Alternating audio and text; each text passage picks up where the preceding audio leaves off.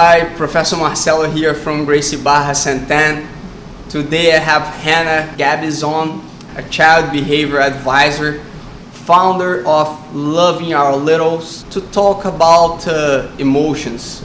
Since in Jiu-Jitsu we deal a lot of emotions, especially for kids, sometimes quite overwhelming. So what we should expect from their ability to cope with emotions. So that's the reason I invited Hannah today here.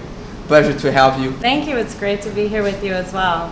So tell us what we should expect from kids early ages. We have students that start here at 3 years old, all the way up to teenagers. So can you give us a little bit of color on how is their brain development, how that connects to the emotions that they're feeling, and when they're doing sports, sometimes getting frustrated, sometimes super excited. Yeah, for sure, yeah. Thank you, first of all, for having me today. Children, they go through so much, right? Their brains are just always developing, and actually they don't really start to mature emotionally until they reach about 4.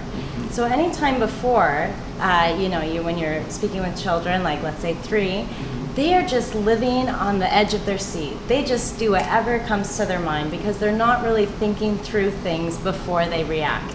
And I'm sure, as you know, maybe you're watching at home and you think, wow, that really makes sense. My toddler, they have temper tantrums all the time. Well, the brain is just not emotionally developed until 4. Like that's when it starts developing, and actually only fully develops at age 25. So you think we kind of have like quite a few years that it takes for our brain to kind of understand about what our emotions are doing and how to regulate them and to have a better response in when we're angry or when we're frustrated, instead of just screaming and yelling, to be able to use our words instead. It's very important to have that kind of support from our parents or other adults in our lives to say, it's okay to be angry or frustrated, but what's a better way to respond?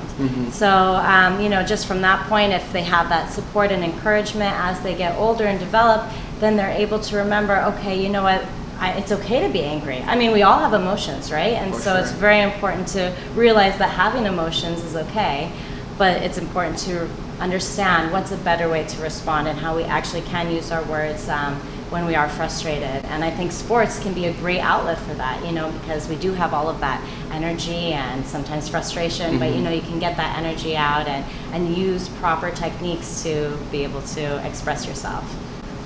Yeah, especially this time of the year, like getting back from holidays. Oh, for sure. Try to bring the kids back to the routine, back to school, right? That's true. Like sometimes they hesitate, they don't understand the importance of going to school, like brushing their teeth, like basic stuff they need to do, like Jiu-Jitsu, where the parents are investing on their self-defense ability to build their confidence. Do you have any tips, Hannah, like I believe it requires a lot of talking, right? It's true. It requires a lot of talking to our children and to really teach them a better way. Like getting back into the schedule and routine of life, it can be frustrating, and children maybe don't want to, and we have to understand that that's totally normal as well. It's normal for adults, why not for kids? Exactly, right? Exactly. And you can still show your support, say, you know what, I don't like brushing my teeth either, but it's very important. And when we validate with our children, we say, you know what, I understand how you're feeling, that can change the situation. It takes away, even 50% of the angst that they're feeling, just the frustration or whatever is built up inside of them. And they can say, you know what, I'm still frustrated, but I can hear that you understand me. But then you need the next step, right? You need to encourage them to do the things that they should be doing, right? Absolutely, yeah. So that's true, like giving kind of a big picture and even reminding them, like let's say in Jiu-Jitsu, right? You enjoy this sport, it's fun. I know you don't want to go maybe to practice right now. It's a drive there, we have to do this, but you know what? You're so happy when it's over. And to remember things like that, or you know what, you've made progress, or you've seen, so helping children to be able to see like where they've come from, to give them encouragement, support, but also yes, validating is very important to give them the support that you know exactly what they're feeling. But and I think you touch on a point that for me it's very important. When I'm teaching the kids here, I'm always talking about like the learning experience. Well, I love that your program is very family oriented, right? You include the parents. It's very like the parents understand what's happening, and that's something that's very important. Is to, in order to be able to support our children, we need to know what they're doing, to understand what they're feeling, and I think it's important to know, like, you know, there are not always the winners. I mean, I think you don't have like winners and losers here, but you know, there are challenges, and there are sometimes things that you don't get right away, and so it can be very challenging for a child to stick with something and say, you know what, it's just too hard, like I just can't do it. And so I think, you know, as parents, sometimes there is a very difficult balance to say, okay, is my child really not enjoying this, and is this something like we've given it a good shot and they don't want to do it anymore, or, you know, are they just kind of discouraged? In today's world, there's all these activities for your children, right? And sometimes it's difficult to pick and choose what's the best one for our children to be involved with, but you know, when you see that they do have a skill, and to encourage them in a positive way, like sometimes we come at it with our own history. Yeah, exactly. Let's say, you know, right, like that's what something that I was going to ask oh yeah, you. right, okay. So, you know, if we have our own dreams or desires for our children to become a major feelings, person. right? We have our own feelings, and we have to be careful not to mix our feelings with our own kids' feelings. As you said, like the kids learning, but sometimes they get discouraged because they made a mistake, they lost a tournament, or they lost one of the combat rounds, and they feel like, oh, I'm not good at this. No, you're learning. It's like you're not good at a specific moment because you needed to learn something out of it, right? But that can be hard as parents. Sometimes we think, you know what, I was so close to getting the award. If someone had pushed me a little further, then maybe I would have gotten it. And so sometimes we do want to do that to our children, make them do what we always wanted and wish that we could have done. Or, you know, maybe jealousy that we feel about someone else's kid getting so far, and we put that stress on our children. So that's, you know, important to analyze in ourselves as adults, to say, what is the reasoning behind the way that I'm reacting to my child? Am I frustrated because really it wasn't fair, the coach said something that wasn't good, or do I have my own, you know, things that are holding me back? I think this, when we have the family class, it helps because once we bring the parents into the mat, they have a chance to experience themselves. Although they're training with the kids, they're not under pressure like the kid when training with another kid. But they have a chance to better understand like the emotions that the people would feel while training. What kind of conversation they should have if the kid is like upset, the kid is like maybe frustrated because it lost a round, like this talk back home. Sure, absolutely. So here's the situation, you know, your child lost and you get in the car and you're frustrated because you have such high expectations for your kid. They're frustrated because they didn't do as well as they wanted to. So how can we, you know, speak about that? First of all, I would say, what are you feeling? How does that make you feel? What do you want to do differently next time?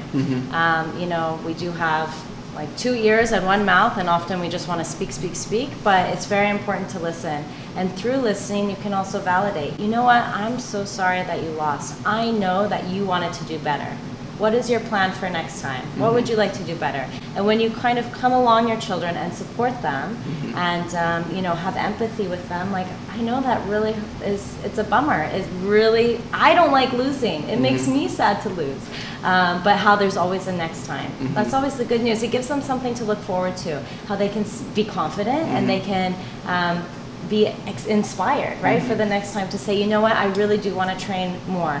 And after that car ride, there's a different emotion that's happening. It's not a negative, I've done so bad, my parent is so angry, but rather it's I feel that my parent has supported me, and I feel encouraged for the next time, and I feel confident. And that's what we want to give our children, right? We want them to be confident, and we want them to do good for themselves.